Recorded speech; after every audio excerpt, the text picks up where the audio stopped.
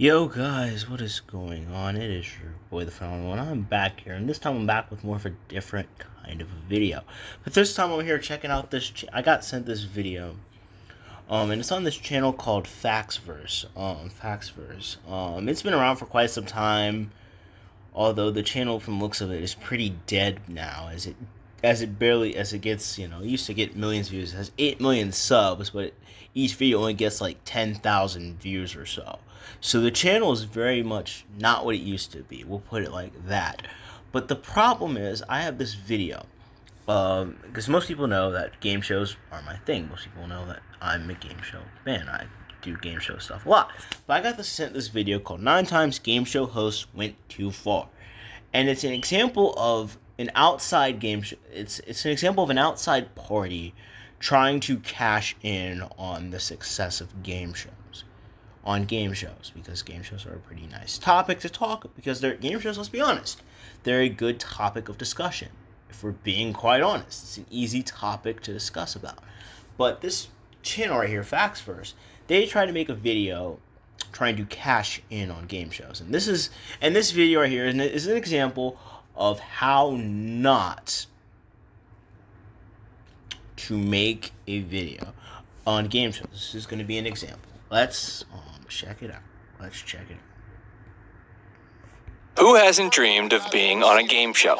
Getting the opportunity to duke it out in a battle of wits and luck on live television for the chance of winning stacks of cash or luxurious prize packages sounds pretty amazing, right? Not to mention, you get to meet one of the TV's legendary game show hosts.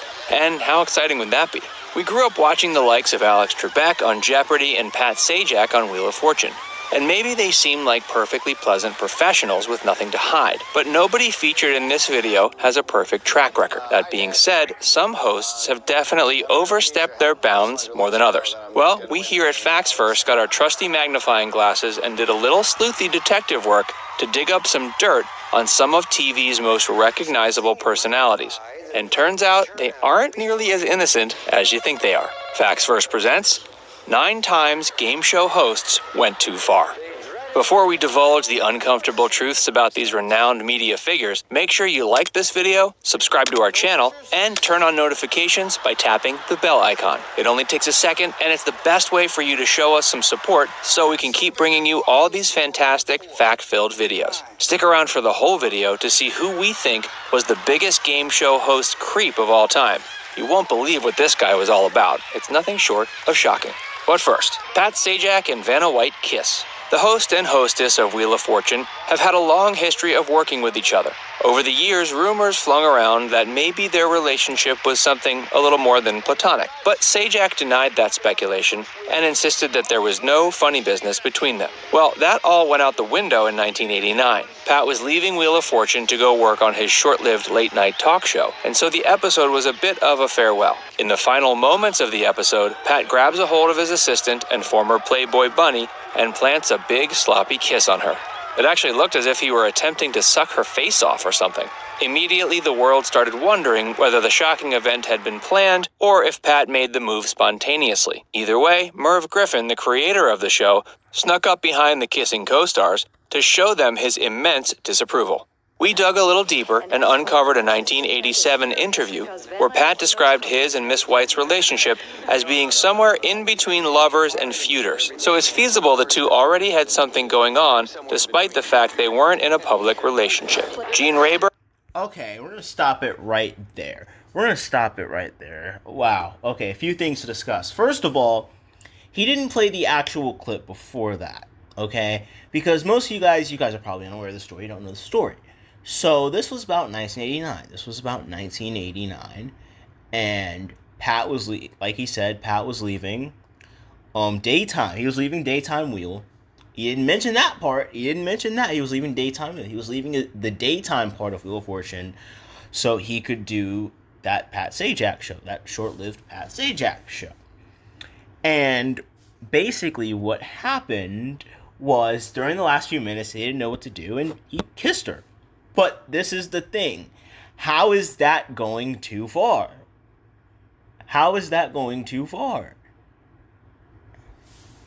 Like the crowd got enjoyment of that. The crowd got enjoyment of that, and everybody else seemed to have a little bit of enjoyment about that. It was funny. It was a funny moment, not gonna lie. But again, that's not going too far, especially for that time period or so. That's not going too far. That's actually not that bad. So again, and again, like I said, and this is gonna be a problem and this is a problem throughout the video. The fact that he doesn't play throughout. He doesn't let the clips play. He has to talk over them. He nonstop talks throughout the video. It's hard to come up with stop points, which is why I'm going to do it after every one he talks about. But that wasn't going too far. That's the problem with that one. And match game. It was hard to choose which one of Gene's over-the-top antics earned his spot on this list. So what the heck, let's just include two of them. The first one, Gene introduces a contestant, Karen Lesko, and intends to compliment her smile and very pronounced dimples. Instead, a Freudian slip comes out of his mouth, much to his embarrassment. He accidentally compliments her lovely nipples. He can't stop. Okay, this is the problem again. He doesn't let the clip play. It's another case if he doesn't let the clip play. He has to constantly talk over. He talks constantly over it. So, for some people, we don't know if he actually did that or not. I know he actually did that. And that was a funny moment. That was funny. And, you're over here, being a snowflake about it and getting offended by it. That was funny. That was funny. That was funny. But yet, in your opinion, that's, going too far. Going too far. Dude. Come on. This guy right here is a snowflake. This guy right here is such a snowflake. Let's continue. Blushing after the flub, and Karen looks pretty uncomfortable too. Gene reiterates he meant dimples, but we all know where his mind was. Nope.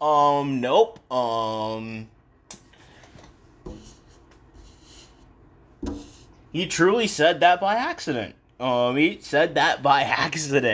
So, I don't know, you're going to be over here assuming some stuff that you probably don't know, but let's continue. Next time he took things a bit too far happened in 1973, when one of his contestants was wearing a very short skirt. When she suddenly stands up, she has a bit of a wardrobe malfunction, giving everyone a glimpse of her undies. Gene is apparently so excited by what he had just seen, he starts undressing. Celebrity contestant McLean Stevenson decides he needs to run up and hug Gene at this moment to prevent him from taking off any more of his garments. Okay, again, you missed the point. Like you said, she was revealing her undies. Gene took off his jacket to cover that up, to prevent a more embarrassing TV moment that would have happened. So again, where is this going to? How is that going too far? This is your own opinion. This is an opinionated video. This is not going too far. He didn't break any rules. He didn't break the law by doing that. He did that because, like you said, it was revealing her underwear, and he didn't want that embarrassment. He tried to avoid that embarrassment for her. Such a snowflake.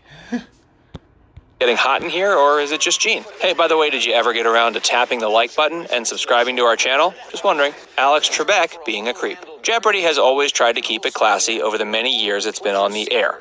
But it looks like Alex let some of his true desires slip out in 2008, when he was hosting Teen Tournament of all things, which definitely makes matters worse. Maybe he shouldn't have shaved off his 70s porn star stash, because at least then we knew what to expect from the guy.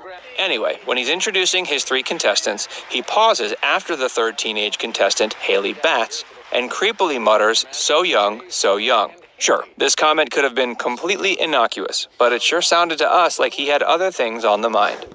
No, that sounded to you. No, that sounded like that to you.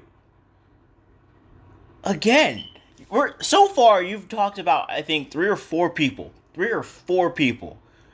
and none of them have really gone too far. At least to my definition of going too far. None of them did something illegal. None of them threatened to kill somebody or hurt somebody. No one did anything that would cause FCC to stop doing what they're doing and start all over again. This is just like I said, you're just over here being a snowflake with it. You're just being a snowflake with it.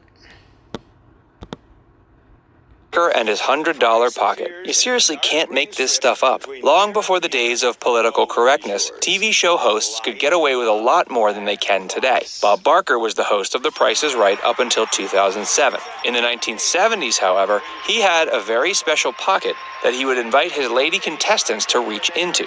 Yep, that was his magical $100 pocket.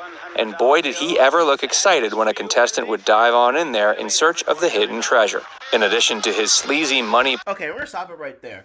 Alright, so this is the thing. I can tell you're not a regular game show fan because you didn't do your research. Because when you don't do your research, for one, because you showed a clip of Bob Barker with gray hair. And Bob didn't get his gray hair until like 1987-ish, if I'm correct. It was probably 86 or 87. I think it was 87, if I'm correct. He didn't get his gray hair then, but you're showing a clip of someone reaching into that pocket during 87, but you're talking about that happened in the 70s. Like, dude, most game show fans will see through this stuff. Most game show fans aren't stupid. Most of us know the history. Most people lived it. I didn't live it, but even I know the fact that he didn't have gray hair until 87. So let's stop there, first of all.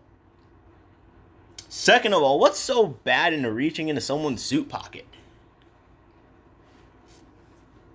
You're just offended. That's it. You're just making something out of nothing. You're just being offended. Pocket deal, Bob would be the subject of multiple sexual harassment allegations from his model assistants years after they left the show. Diane Parkinson and Holly Hallstrom are just two of the ladies that have alleged that Bob made inappropriate advances towards them and Okay, and this is the thing again. Why don't you let these clips play out? They're always in the they're in the background and we can hear them, but you're overpowering them with your voice. Why don't you let some of these clips pack out instead of you just yapping for 9 minutes? blamed them for things like gaining weight and refusing to spread lies in the media to cover up Barker's wrongdoings. Meredith Vieira. This one borders on sexual harassment. Meredith took over for Regis Philbin after he left Who Wants to Be a Millionaire. And for the most part, she did a great job in her role as Chief Trivia Commandant. In 2002, a contestant, Max Schumann, came on the show in his naval officer uniform. And apparently that's all it took to get Meredith a little hot and bothered. Despite the fact Max looked wildly uncomfortable with the situation, Meredith continued to lay it on a little too thick. If the situation was reversed with a male host and a female contestant, you could be sure the lady would be filing a harassment suit. And she'd probably even win because Vieira was relentless in her pursuit that definitely took things a little too far. Wink. Okay, but here we go. This is another case of how did she go too far? You're just talking but not providing a bunch of evidence. Like, again, how is this going too far? This just seems like you just want some attention. It seems like you want attention and you're just being a snowflake with it. How did she go too far? Like, where's the evidence? Like, I gotta go deep dig, find this evidence? Like, dude, come on. Martindale. With a name like Wink, you can expect this game show host veteran to be into a little bit of kink. And to be fair, there's nothing wrong with that. But when this tic-tac-toe ringleader played a little Would You Rather with Trisha Paytas, things got a little too hot and heavy. Not only did he keep making sexually charged statements, he made it clear he wanted to get to know Miss Paytas a little bit better, if you know what we mean. Can you blame the man? Trisha is definitely a voluptuously curvy goddess and was a good sport about it. And old man Wink probably hasn't seen any action in ages. Richard Dawson... Okay, let's stop right there. Okay, so you're gonna get upset at some guy talking about wanting to know a girl better or something like that, but yeah, you're over here calling that same woman like a curvy goddess or something like that? That doesn't sound hypocritical. I don't know what does. Let's continue. Family Feud. What on earth was going on in the 70s? Family Feud host Richard Dawson not only made it a point to show up to work every day absolutely hammered, but he also had a rule where he could kiss every one of his lady contestants for good luck. Not only did this create fertile ground for some pretty pervy moments over the years, but it's estimated that Richard kissed over 20,000 women during his tenure with Family Feud. It looks like most of these kisses were of the French variety too. But in one particular episode, featuring the Greek family, Dawson made the startling announcement that it was the first time he had ever become aroused because of one of his female guests. Come on, Dick. Keep it in your pants. Fergie... all right. Before we get to the next one, let's talk about Richard Dawson for a second. Let's talk about Mr. Richard Dawson. Richard Dawson is one of my favorite game show hosts of all time. He hosted Family Feud and did such a spectacular job with it. No host, not even Steve Harvey, really has measured up to his level. But this is the thing. This is the thing with Richard Dawson. Yes, the kissing thing might come off as a little much for some people. And in some ways, I can understand it. But this is the thing. The 1970s and 1980s were a different time. Family Feud didn't come on until 76. It didn't come on until 1976, July of 1976. And when it happened at first, people, it sparked controversy. It surely did. It got to the point where people, were emailing. People sent in mail. I can't say emailing, but sent in mail to actual ABC about the whole Kiss thing and whether to keep it or not. And most people wanted it to stay. Most people wanted it to happen. Most people wanted it to happen. They voted to keep it in, and he did it for the better part of the 9 years on the air. And for you to say that most kisses were of the French variety, they were not. They were regular on-the-lip kisses. They weren't French kisses. He never tongued anybody. He never really tried to intentionally tongue anybody. You might not like the kissing, but that's one thing. A person doesn't mind me. And yeah, he did it for luck. Because if you ever saw the reason why it first happened, it was because a contestant was nervous. And let's continue on. Oliver. Trigger warning. This guy is a slimy sleazeball. This Canadian game show host is definitely the biggest creep on our list. So much so, we here at Facts Verse have to strongly condemn his disgusting and shocking behavior. It makes you wonder how on earth this sort of thing could ever make it to the airwaves, or how it would stay popular enough to be renewed for 4 whole seasons. Oliver was the host of the Canadian game show Just Like Mom. Part of his signature shtick was to forcibly kiss his underage female guests who were between 6 and 12 years old. Even when they flatly refused his advances, he would make threats like they'd never be allowed to win the show unless they kissed him. Or he'd go in and coerce them to kiss him without their consent. All of this repeatedly played out in front of a live studio audience with the cameras rolling. Years later, some of his guests would express how immensely uncomfortable they were with Oliver, but it still makes you wonder how this sort of thing went on for so long without being stopped. Fergie's career definitely took a hit after the show came to an end, though. He never found success ever again, and since has quietly lived out his life in seclusion to avoid the harsh reality of public scrutiny and opinion. If you ask us, though, this man should have been sent to jail long ago. It's clear he was very much so an active pedophile with complete disregard for the concept of consent. Well, if you ever wanted to be a game show host, maybe now you're having some second thoughts about that career path. It seems like every one of these... Alright, I think that's the end. Alright, the rest, I think he talked about every host we need to talk about. Okay, Fergie Oliver, I'll give you props. Fergie Oliver, I'll give you props, because that host is a creep and a pedophile. I will give you props on that one. But for every other host that you talked about on this list, they are not good. They were not good examples. You're not provide really any really good example for any of the hosts on this list. Let's be honest. You did not do a good job of explaining for any of the hosts on the list. Come on. This is why sometimes I hate when sites like Watch Mojo or any of the sites try to talk about game shows, because for the most part, it's somewhat biased. It's somewhat biased for one, and two, for the most part, they don't know what they're talking about. For the most part, they don't know what they're talking about. You should have seen the Watch Mojo game show scandals video. That video doesn't really know they show that they don't know what scandals are. This is what happens when people out of the outside world of game shows who don't tune into game shows on the regular try to cover this content. They don't know they don't know how this stuff works. They don't know the history behind most of it. For the most part, they don't know this stuff, which is why I hate it when sites like these, when YouTubers like these try to make videos on stuff they don't research. They don't do their full research on it. And I keep telling people, if you're going to do YouTube videos on stuff like this, make sure you do your research. Make sure you provide as much evidence and facts as you can, because if you don't, you're going to get destroyed. You're going to get called out for it. I'm calling out Facts Verse for this stuff, because this stuff right here is stupid. video right here is an example of how people try to cash in on game shows who barely watch them. Until next time, everybody, take care. It's a phenomenal one. Peace out.